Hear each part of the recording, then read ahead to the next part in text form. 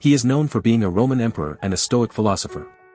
He is recognized for being the last of the rulers known as the Five Good Emperors and the last emperor of the Pax Romana. His name is Marcus Aurelius Antoninus. In the golden age of the Roman Empire, there lived a man who was not only a ruler but also a philosopher. Marcus Aurelius Antoninus, known as the philosopher by contemporary biographers, was the embodiment of wisdom and virtue. Born into a noble family during the reign of Hadrian, Marcus was raised by his mother and grandfather after his father's early demise. As a young prince, he was educated in the ways of the Greeks and Romans, studying under renowned tutors who nurtured his intellect and shaped his character. When Antoninus Pius, his adoptive father, ascended to the throne, Marcus became the heir to the empire. Alongside his adoptive brother Lucius Verus, Marcus ruled during a tumultuous time. The Roman Empire faced military conflicts in the east and the growing threat of Germanic tribes in the west. Despite the challenges, Marcus proved to be a formidable leader, successfully engaging in wars and ensuring the stability of the empire. But it was not just his political achievements that defined Marcus Aurelius, it was his philosophical wisdom that set him apart. His writings, known as Meditations, became a profound source of insight into the ancient Stoic philosophy. Marcus believed in the pursuit of virtue, the acceptance of fate, and the importance of living in harmony with nature. Through his writings, he shared his thoughts on how to navigate the complexities of life, offering guidance and solace to all who sought it. Even after his death, Marcus Aurelius continued to inspire generations with his profound teachings. His words transcended time, praised by writers, philosophers, and even monarchs who recognized the timeless wisdom contained within his writings. Today, his legacy lives on, as the philosopher remains a significant source of understanding and embracing the Stoic philosophy. Marcus Aurelius, born in Rome on April 26, 121, was a philosopher and emperor who left a lasting impact on history. His early life was marked by various names and titles, reflecting the complexities of his upbringing. Some sources suggest he was initially known as Marcus Annius Verus or Marcus Annius Catilius Severus, but it was upon his adoption by his grandfather and later by Emperor Antoninus that he became Marcus Aelius Aurelius Verus Caesar. From a young age, Marcus Aurelius displayed a keen intellect and a deep curiosity about the world around him. He was drawn to philosophy and sought wisdom from ancient thinkers such as Heraclitus, Empedocles, Spinoza, and Goethe. These philosophical influences shaped his understanding of life and helped him develop his own unique philosophy. One of Marcus Aurelius's most famous quotes, "The soul becomes dyed with the color of its thoughts," encapsulates his philosophy in simple terms. He believed that our thoughts and beliefs shape our character and ultimately determine the quality of our lives. In his view, it was essential to cultivate positive and virtuous thoughts in order to lead a fulfilling and meaningful existence. Marcus Aurelius's philosophy can greatly assist us in dealing with the challenges of daily life. By recognizing the power of our thoughts, we can consciously choose to focus on positivity, gratitude, and compassion.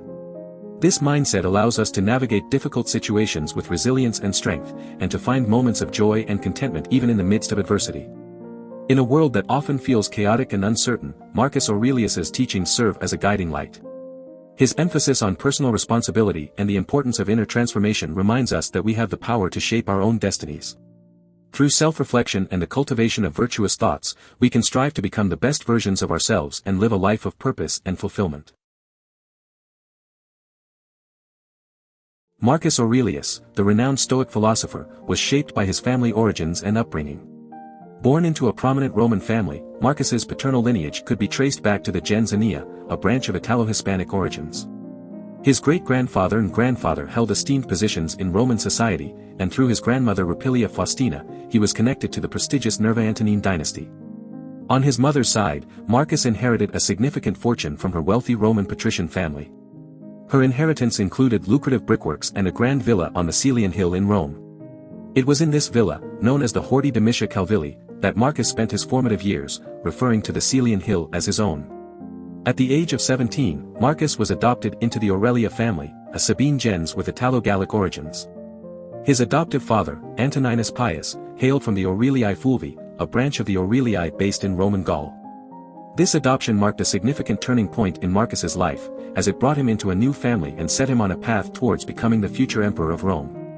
Marcus's family origins and upbringing instilled in him a sense of duty and responsibility. He witnessed firsthand the power and influence that came with his family's position in society.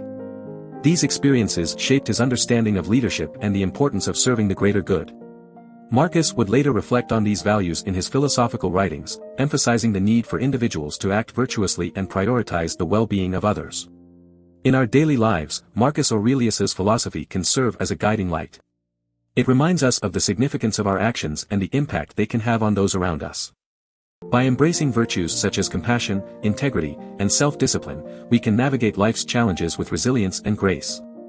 Marcus's teachings encourage us to focus on what is within our control and to cultivate a mindset of gratitude and acceptance. From a young age, Marcus displayed enthusiasm for wrestling and boxing. He found joy in physical activities that tested his strength and agility. As he grew older, he joined the Salii, an order of priests dedicated to the god Mars, where he learned to fight in armor and became responsible for the sacred shields called ancilia. These shields were not only symbols of war but also heralded the beginning and end of war seasons. Marcus's upbringing was unique, as he was educated at home, following the aristocratic trend of the time. He thanks Catilius Severus for encouraging him to avoid public schools.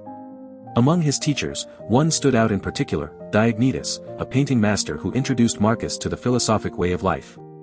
Under Diognetus's guidance, Marcus began to explore deeper questions about existence and the meaning of life.